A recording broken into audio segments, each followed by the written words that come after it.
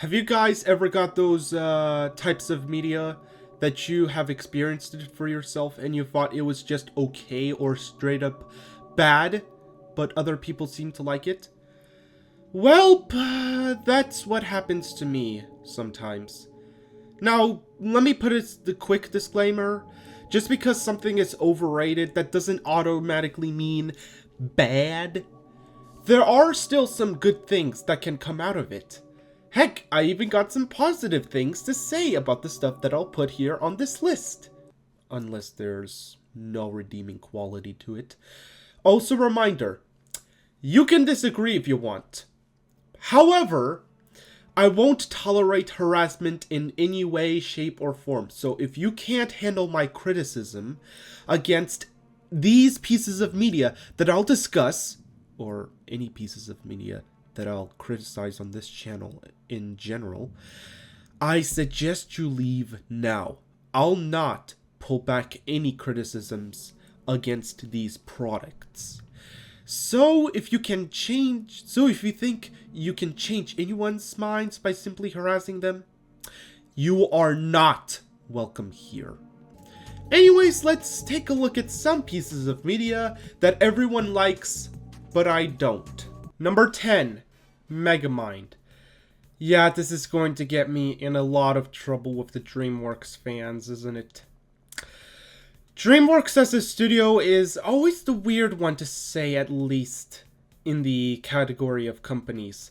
Sometimes they make great films like the Prince of Egypt, the Kung Fu Panda trilogy, the first How to Train Your Dragon films. Not the third one, we'll get to that later. And the most recent one, The Wild Robot. But there are other films that are a bit mediocre-ish, like the B-movie, the Boss Baby franchise, and the topic of this video, Megamind. Now, I'm not saying that Megamind is a bad film, I just think that it's alright. Now, let me get to the reasons why. Number 1, the visuals are not that great. It kind of looks a bit weird at some parts with the human models. Now, to be fair, it was released back at 2010, so the CGI back then was a bit new at the time. So I can give it a pass. Number 2, the characters are not that special. You got Megamind as this protagonist who acts like a villain, but deep inside he wants to be accepted for who he really is. He's also a genius, but sometimes that can be inconsistent, since in one scene where he's a kid, he can make cool inventions, but in the next scene, the one with Roxanne specifically, he starts looking like some type of sweaty moron that tries to make himself look better than others, but every time he tries, it always fails. Those two scenes don't match. I know that the scene is supposed to be a subversion of the supervillain tropes, and the entire movie as well in general, but it still makes Megamind looks like some type of idiot, which is ironic since he's supposed to be an alien with a big brain, even though he looks nothing like an alien but a blue human with a big head, and that's it.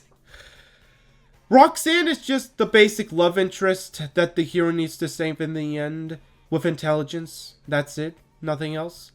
Minion lives up to his name very well, except when Megamind said that he doesn't want to be the bad guy anymore, obviously.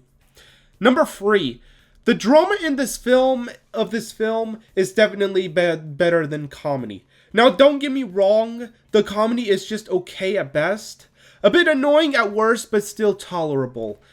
The drama, on the other hand, is the best part of the film. Now, normally when you have two genres once, you normally have to balance them naturally when you do one thing or the other. But how the film handles it, the two genres kinda don't work together and overall unbalanced. Heck, even the beginning and middle parts were boring until it got into the drama parts. And to be honest, the drama parts are, like I said earlier, very good. I just wish that the comedy was a lot better. And finally, the concept is brilliant. Having the villain actually defeating the hero and wondering to know what to do next is generally a good idea. But the execution is a different story. I could go on and on about how I would have made it work, but once again, that's a story for another time. Let's move on to another one. Number 9, Omori. Oh boy, this is going to get a lot of Omori fans angry, isn't it? Well, this is my list, so I don't care. Omori isn't a bad game or anything, it's just kind of boring. What do I mean by that? Well, let me explain. The story is just generic. It's about a boy named Sunny who's going through guilt because he killed his own sister and his friends are sad about it. He also created Headspace, which is a dream he made to cope about his sister's death. Now, with this concept alone, yes, it's generic like it happened before, but I don't recall. But it can still work. However, for some reason, the game likes to waste your time with the headspace stuff, with the cutesy animals and monsters that you have to kill. Now, once again, I get that it's supposed to hide from the truth, but when you have it go on for hours and hours and hours, it gets tiring fast, and overall, it starts to feel like we're wasting our time. And the reason of why Sunny killed Mary is so stupid. Like, he gets angry easily and has resentment towards his own violin? Are you serious? You could have just rewritten that to having resentment towards his own sister and it would have been fine. Speaking of, I don't connect to any of the characters because they're all archetypes. Sunny is the typical quiet kid.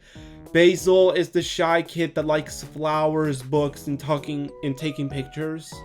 Mary only exists for people to be sad about, and that's it. Sure, she plays the piano, but that's not a personality trait.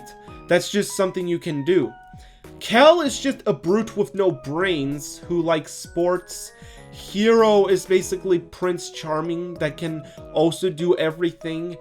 Aubrey is the best character because she kind of goes through an arc.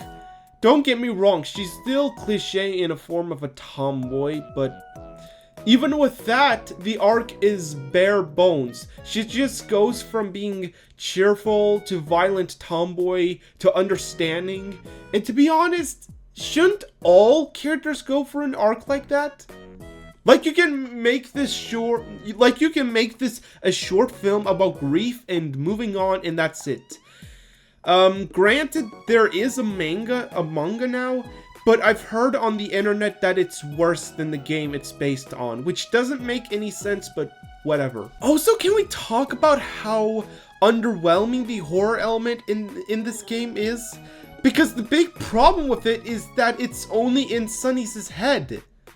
It doesn't feel like a real threat because it's not. What makes pieces of media like Five Nights at Wario's and Vita Carnis scary at some parts is because the creatures are real threats. But the horror-focused creatures in Omori are not because it's all imagination and nothing else. Number 8. Most Incredibox mods. Blasphemy, right? No, not really. Now, to clarify, I say most, not all. Just most Incredibox mods are not good. Sure, there can be a few mods that are actually good, but they're very far and few between in comparison to most others. Speaking of, most of them are either decently forgettable or just downright bad, or just very terrible. And that's obviously because most members of the Incredibox community are children who never had experience with making music, drawing, or coding, and they just want to do something fun. Now, normally I'm fine with people having their own fun and all, but the big problem with these is that they're getting way too much praise from people who don't even know how to criticize media at all. Simply put, most of these mods are always seen as something they're not. A whole entire collection of catchy, poppy, melancholic yet crazy addition to the source material. But I strongly disagree. All the 9 versions of Incredibox are good. Sure, some of them are flawed, but they all have one consistent element: their music. And that's what Incredibox is known for. But here's the thing. Every version they make takes about a year or 3 to make them. But with mods being handled by teenagers, they make Incredibox mods every month. And most of these mods, again, turn out either mediocre at best or terrible at worst. But here's one thing that I'll give this entire Incredibox thing this. The whole concept of music being playable is genuinely great. Being able to make a mix of your favorite song is something that hasn't been done before, and I can see that here. But the execution of most of these are so awful, and that's frustrating. What's more infuriating is that there are some well-made Incredibox mods, which makes this whole thing even worse. And that's because there is passion in some of these projects. You can see good potential trying to form into something amazing, but you know that it will never happen because of the kids ruining it and using it as a content farm machine, which is something that I can't stand. What is also problematic is that the community can't even handle criticism. Now, yes, I get that they're teenagers, so they're not used to getting this type of feedback, especially since they are posting it online. But even with that, it doesn't excuse the harassment that comes along with it. And they have the whole, you can't critique an artist if you're not an artist mindset, even though literally everyone has literally criticized it before so many times, and they're not even hacking artists, so the point is so just broken because of that. And overall, they seem to think that making criticism and disliking a piece of media is bad, but it's not. It's really not. You, as an observer of media and an audience member, should be allowed to like something that most people don't, but also dislike something that most people do. It's not something that you should be ashamed about or embarrassed. And not something that this community should attack at all. If this community had more adults in it that actually knows how to make music, then I think I would like it a lot better. Don't you think? Number 7. Repo. Yep, this one is surely going to be a controversial topic. Repo is fine. I have nothing against it. What I have gripes about it is that it's just the same game as Lethal Company, but changed in some ways. And to some people who are going to say it, no, it's not completely different from Lethal Company. And just because they're from the same genres doesn't mean that it's an excuse for them to be similar. The only reason that Mario and Sonic are different is that they have different mechanics that sets them apart and fits well with the characters. But with Repo and Lethal Company? No. They only change some few things, and that's it. It's still the same going to a building, looking for scraps, avoiding monsters, and filling up the quota and buy stuff, and that's it. Repo is just a comedic version of Lethal Company. Not a better one. Number 6. Enna. Yeah, this is surely going to anger the Enna fandom, isn't it? I mean, to be fair, Super Luigi World 27 has the same opinion as me. Kinda. Enna is kinda a mixed bag, I guess. There's a bunch of good things and kinda bad things. Yeah, let me explain. The big problem with this series is, ironically, the concept, mostly because it logically doesn't make any sense.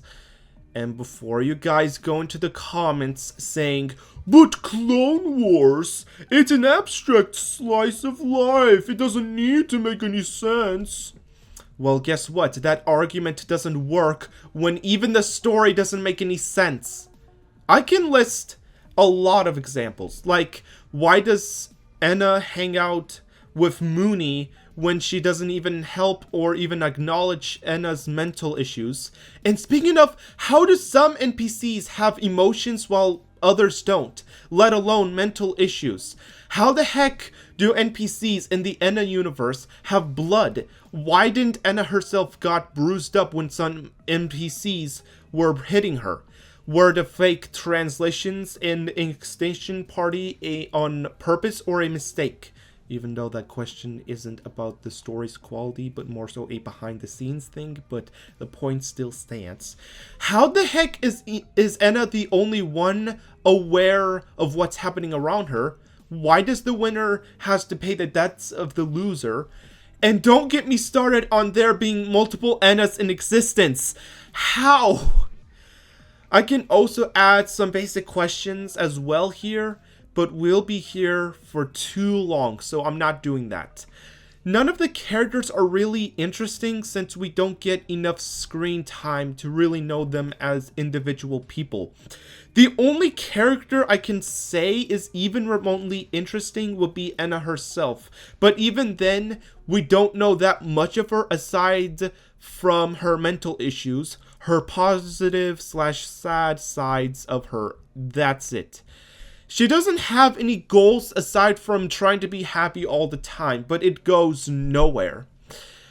Yeah, I don't find a reason to really care about her that much. I'm sorry, but I don't see it. Now, to be fair, the visuals and the music are spot on, especially the end credits music in Temptation Stairway. And I also feel like that's the biggest problem with the Enna series. It's all art with no substance.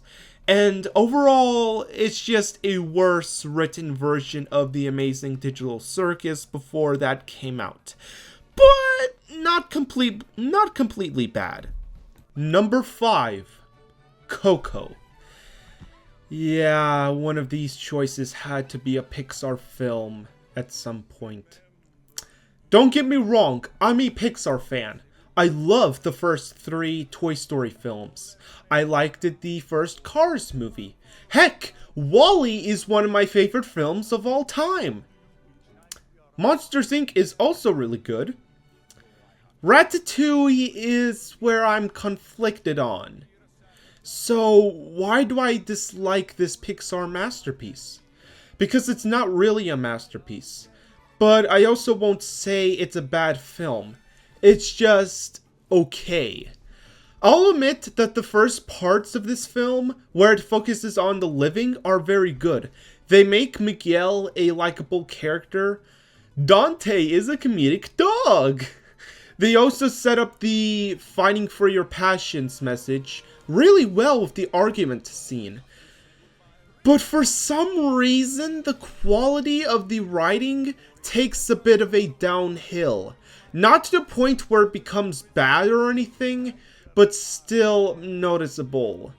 The way that Miguel enters the land of the dead doesn't make any sense. Yes, it's explained later that if you steal from the deceased, you're cursed. But even with that, it barely explains how it works. For example, does it happen all the time? Does tomb raiding count as stealing? Do hand-me-downs count, or not anymore since their ownership is gone? Hector is also a good character, but here's the thing. When they explain the final death and show us that Hector is going to be next, then why didn't Miguel and Imelda count as the ones who will remember him? For Imelda, sure, she's dead, but not in her final death. But for Miguel, who's only cursed, why not him?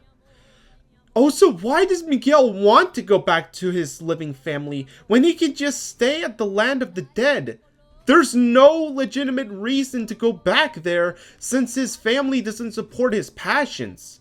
And speaking of passions, the message that was established back at the beginning is no longer important to the story anymore, for some reason. Same as the Day of the Dead holiday. Ironic. Poca Loco is a good song, and honestly the scene that is attached to it in general.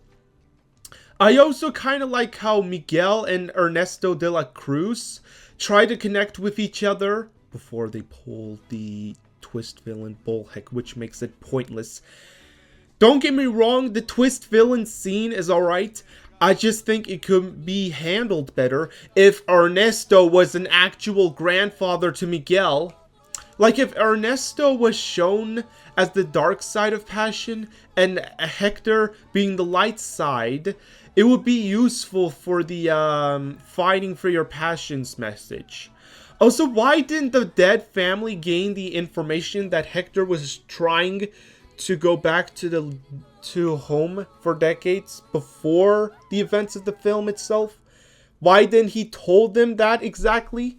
Heck, even Imelda is still angry at Hector, even after he told the truth. Like, for what reason exactly? He was trying to get home, you know? The dead family versus the security guards fight scene is fruitful. The same can be said for Imelda singing in the very next scene. That's also very good as well. And finally, the scene with Miguel singing Remember Me to Coco feels underwhelming because we never saw the living family's own character growth of any kind. Heck, they don't even say sorry for what they did to Miguel's guitar or him in general. They just kind of accept the music back, and that's it. So yeah, overall, I'll give this movie a 6 out of 10. It's not the worst Pixar film. It has its good moments, but some of the other ones, and the film in general, just don't age that well.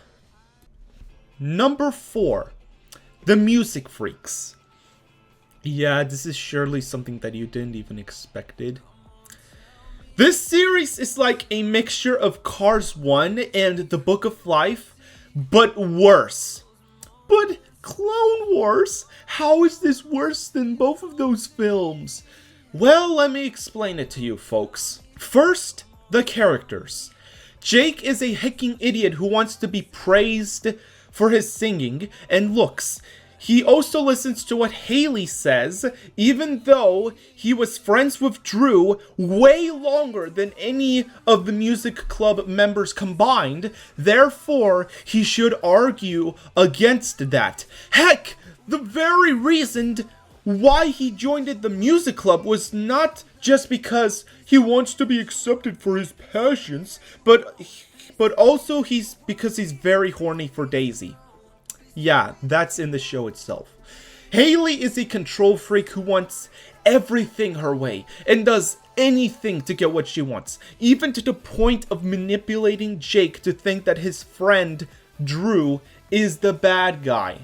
Heck, even her own stepbrother in Luke ever since childhood. Sure, it might not look like it, but the fact that she told Luke to join them in the talent show makes it seem like she knew that Luke and Xander have a romantic connection with each other before they themselves knew it. And it's all because of her stage fright. Not a good excuse. Xander is this mean, overprotective British man who'll actively defend Haley because of her manipulation alone. Luke has nothing to him other than being nice and also yandere, which this series itself forgets, which makes the ship with them and Xander very creepy and forced. Ugh. Millie is the worst one of them all, since she gets so angry to the point of almost beating Zoe up. I know that Zoe is the bully here, but that's going way too far. Stacy literally just exists to get some conflict in episode 5, but even with that, it doesn't make sense of Luke letting Stacy kiss him. Luke should have told Stacy that he was gay at that point. Drew has been done horribly, mostly because the series wants to make us see him as the bad guy, even though the actions he does is honestly justified because we see that Haley is doing the actions that he called her out of.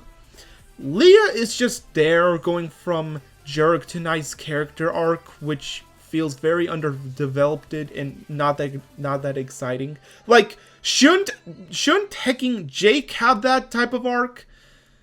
Whatever. Zoe's just this underwhelming villain / antagonistic character, since she doesn't even appear that often and pales in comparison to other villains out there. Like, seriously, exposing Jake to the entire school only for it to backfire, and trying to keep the cheating a secret until Jake blackmailed her. Man, that is very dumb. The only characters I can even classify as good are Daisy, Sean, Henry, and Liam, I guess. But even with these characters, there's a caveat in each of them. Sean is just a typical nice guy, and he's also a DJ. That's it. I kind of have mixed feelings when it comes to Henry and Liam. On one side of the coin, they're kind of annoying, mostly from the comedy of them being horny teenagers. But on the other side, I kind of feel bad for them since they had to keep a secret from Drew about Zoe cheating, which implies that they have been in hostage by Zoe ever since they met. And of course, them being sad that Jake is no longer pals with them is just heartbreaking, man. The only good and overall best character in this series that I can think of is Daisy. But once again, there's a caveat in that claim because she's treated as a plot device. But she has the potential to be more than that. Heck, we even get this one scene in episode 7 where Daisy talks about her problems and Sean just listens. And it's honestly pretty good. But we don't see the problems that she's going through or anything else related to that. The rest of her usage is to just get Jake back on his feet again, and the rest of the story unfolds from there. She's treated as a side character, but she's the main reason why Jake joined the club in the first place. Another thing about this series is that I don't think the Gotcha Club art style fits the mood of the story it's set in. Like, if this was in live action like any other musicals, it would have been fine, but with the Gotcha Club cuteness, it doesn't fit with the story at all, which makes it a lot more uncomfortable than it's intended to be. But there are some good things about this series. For example, the Tonight song is really good, and the season song in episode 4 is also kind of good, I guess. I just wish that it was in a better series or something. The Daisy and Sean scene in episode 7 is like I said before, really good. But also, the Henry and Liam characters are also kind of fruitful when they don't do the horny jokes or just being annoying in general. But overall, this entire series is just Cars 1 in the Book of Life, but badly written. Number 3, How to Train Your Dragon: The Hidden World. And yet another DreamWorks film I'll discuss here. This movie aged terribly, and for multiple reasons, really. The characters are downgraded into idiotic levels of bad. The story doesn't make sense. The villain pales in comparison to the previous one. The jokes are bad. And overall, it's a gigantic downgrade over the first How to Train Your Dragon films, to the point where I can say it's just as bad as Toy Story 4 and Incredibles 2. Yes, it's one of those sequels. I can go on and on about this film, like other parts here, But other people like Fatal Glory 128 and My University Box already talked about this film in great detail, so I'll link them down below for you guys to see. Now, with the pieces of media that I've discussed so far, I can at least see why some people can like them. The next two, however, not a chance. If you like them, that's alright, but please explain to me why. Number 2, The Coffin of Andy and Lele. Now, this will surely get most people mad when I talk about this game, right? Okay, you know what? That's the last time I'm saying stuff like this. I'm just going to the game itself in general. This game has got to have one of the most soulless, meandering story I've ever seen. Now, listen, as much as I am a horror fan myself, I would gladly watch a horror story with human beings in it as long as it's interesting in some way, shape, or form. Like Get Out or Us, for example. But this game's story is boring. Like, I've never seen a story that's gross and uninteresting at the same time. Both Andrew and Ashley are extremely unlikable characters. Yes, I know they're villain protagonists, but even with that, they're not fun or funny or charming or any of that. Like, take Mr. Wolf from The Bad Guys, for example. Yes, he was villainous from the start, but he was entertaining and charming doing so. Heck, he even has a character arc, and so does his friends throughout the film, making them more interesting than just regular bad guys. The same cannot be said for Andrew and Ashley, because they got to be the most boring, unlikable characters ever. Aside from the I-word stuff and the cannibalism, demon stuff, nothing is really interesting about them. Andrew is just tired of his own sister and yet obsessed with her at the same time. Ashley is just Nagatoro, but more insufferable. And I think the game is way too long for a story like this. Like, take Cars 2 and Lightyear, where yes, they aren't good, but at least I can find some kind of enjoyment watching them. I don't know, maybe ironically, but, you know. But this game? No, not in the slightest. If the first episode was just the entire game itself, it would have been perfect, since not only there wouldn't have been any controversy surrounding it, but it'll also be way more tolerable. But anyways, let's move on to the number 1 place on this list. This piece of media is, without a shadow of a doubt, one of my least favorite pieces of media of all time. Right next to The Coffin of Andy and Lele and MSA, of course. Number 1, Class of 09. I hate this game with a burning passion. It has the same exact problems as The Coffin of Andy and Lele, where the story is bland, no one is likable here, and it has these dark topics and themes so that it can look smart, but it's not. Now, you might be wondering, how could this be possibly worse than The Coffin of Andy and Lele, you might be asking. Well, as much as that game is boring and uncomfortable as it is, it at least has good art. Now, granted, that doesn't fix any of its own problems, but at least it's not ugly to look at. The same cannot be said for the Class of 09 because, oh my god, do the sprites for the characters are horribly done. Heck, they don't even fit in the PNG environment they are placed in. And speaking of, why use these PNGs in the first place? Do they not have the budget to hire professional artists like Ninel or Saint and Manzi? Because it surely looks like it doesn't. And oh boy, that's not even mentioning the absolute awfulness of Nicole, because my god, she's the most painfully unlikable character ever. She has the same problems that both Andrew and Ashley have, but a whole lot worse, because in one of the sequels' endings, you know, the one with the feet fetish, but other than that, she isn't funny or fun to be around. She's just boring at worst and an awful person at worst. The rest of the characters aren't good either. Jekka is just the generic best friend character and that's it. Jeffrey is just a self-insert from the creator himself. The other male characters are extremely horny as heck. There's one lesbian girl and others, but I don't even find them memorable enough to even mention them. And yet somehow it gained it an overwhelmingly positive review on Stream. Or Steam, whatever. How? Why?